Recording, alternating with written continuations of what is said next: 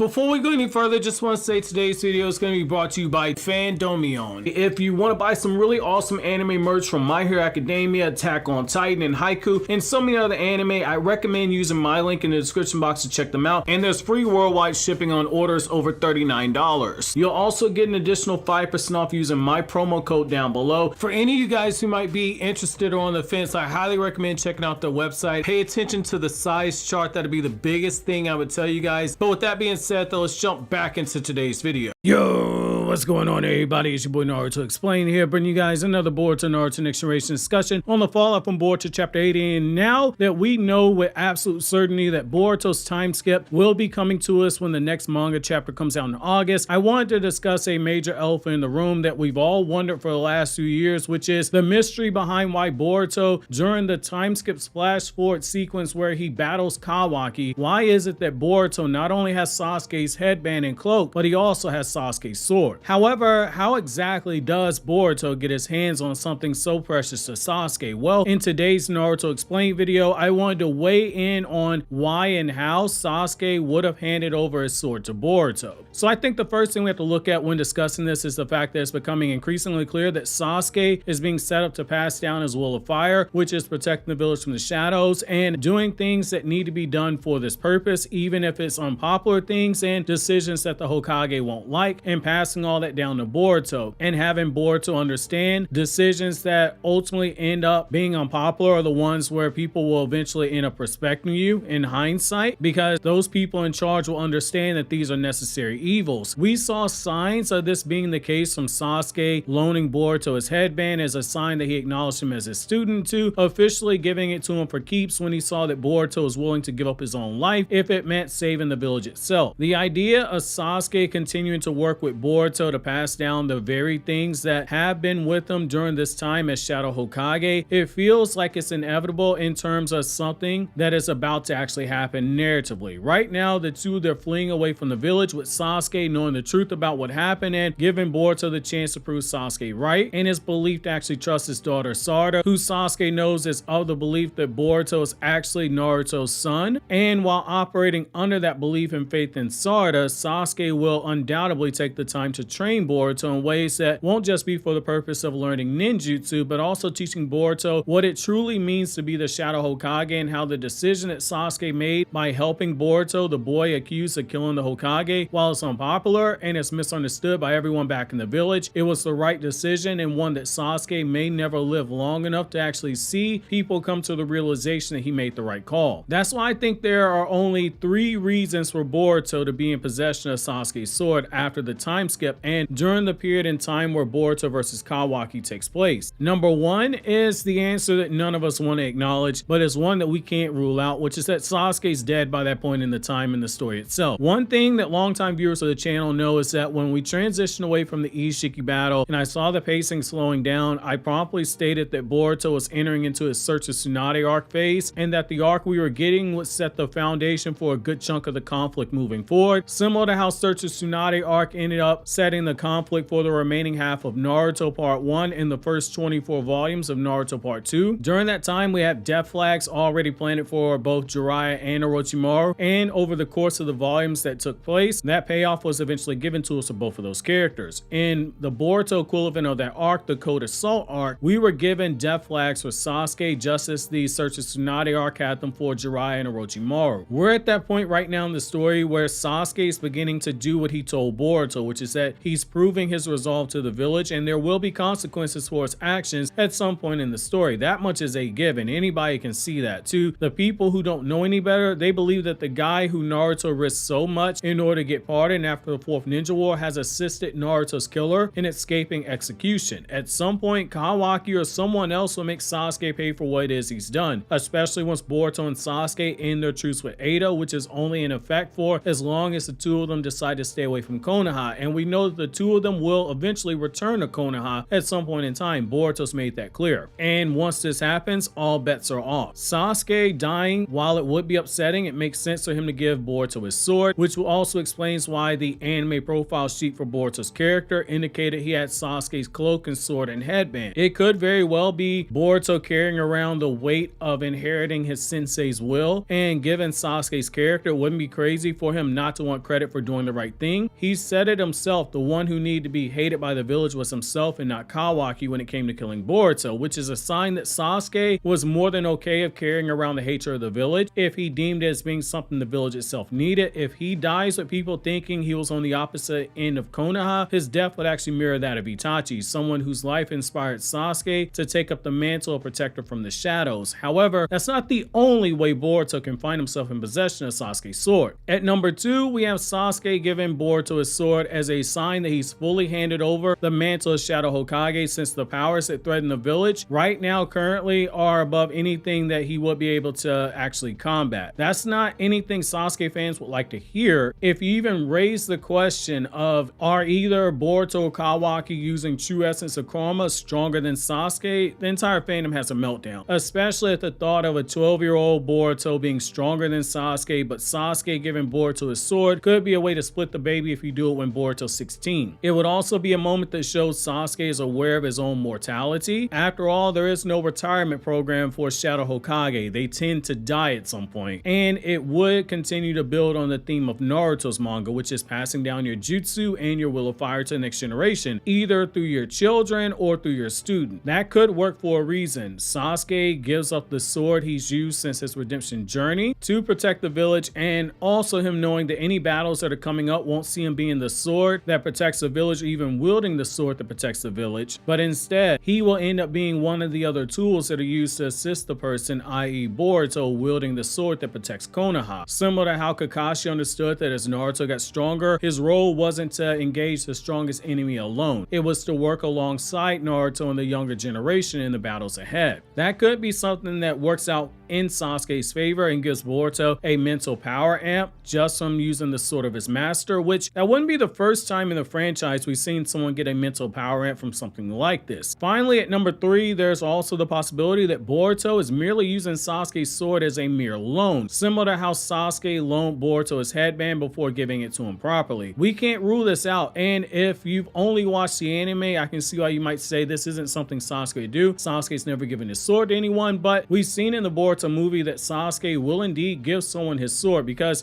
when he and Naruto fought against Momoshiki in Kishimoto's version of the fight, we saw Sasuke toss over his sword to Naruto in the mid-fight in order to allow Naruto to show off the fact that he's got some rather impressive swordsmanship skills himself, before eventually tossing the blade back to Sasuke in order to allow Sasuke to continue fighting. Boruto could just be using Sasuke's sword for the time being, but the question is still there of why Sasuke would give him the sword, unless Sasuke is planning on entering into a battle where the use of the sword wouldn't necessarily be useful, or he's undertaking something that doesn't allow him to take on the weapons itself. However, the idea of a temporary loan, it makes a lot of sense, especially if we add in parts of number 2, which is Sasuke beginning to hand over the mantle of Shadow Hokage to Boruto. That could be a great passing of the torch moment to Boruto. It would also shed some light into the potential training of Boruto and Sasuke, which I think we won't see in the manga, similar to how we never really saw Jiraiya train Naruto during the time skip in the manga. Outside of the manga showing us that Jiraiya taught Naruto how to break out of genjutsu, everything else from the Toad training to the giant Rasengan training is merely stuff the anime did anime-only scenes for, and I expect the training with Boruto and Sasuke to yield something similar, with the anime potentially showing us Boruto training to master Sasuke's sword, though it is worth noting the hidden Miss Field Trip arc, which the manga continuity acknowledged happens. Boruto already displayed some pretty decent skills with the sword, so we might not even see him actually being trained to use the sword by Sasuke. It could just be Boruto progressing on his own, very similar to how we had Sasuke come out the time skip and Sasuke was able to use the sword like it's no problem. The truth about why Boruto has Sasuke's sword during the flash forward sequence is one of the bigger mysteries in this series, almost as big of a mystery as the events of Chainsaw Man chapter 132, but lucky for you, I got the review up on the screen right now.